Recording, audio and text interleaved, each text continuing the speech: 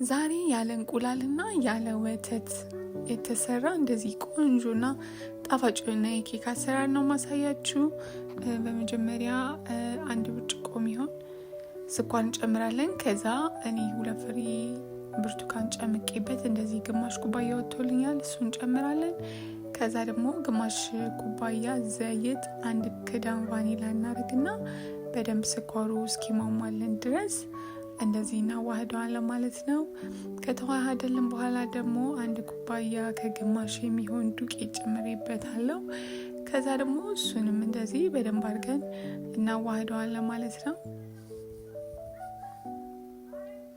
ከዛ ትንሽ ወፈር ስላለ የፈላ ውሃ እናደርግበታለን። በጣም የፈላ ውሃ እኔ ግማሽ ብርጭቆ ተጠቅሜያለሁ፣ የምፈልገውን ያህል ውፍረቱ እስኪመጣልኝ ድረስ ማለት ነው።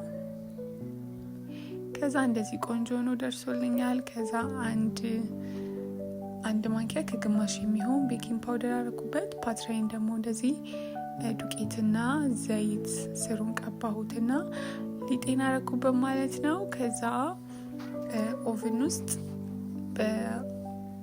በ180 ዲግሪ ለ45 ደቂቃ ነው ያበሰልኩት። እንደዚህ ቆንጆ ሆኖ ወጥቶልኛል። እንግዲህ ጣዕሙ ደግሞ በጣም ቆንጆ ነው፣ በጣም ነው የሚጣፍጠው። ሁላችሁም እንደዚህ እየሰራችሁት ሞክሩ ትላችኋለሁ። ቪዲዮ ከተመቻችሁ ደግሞ ሰብስክራይብ ማድረግ አትርሱ። ባይ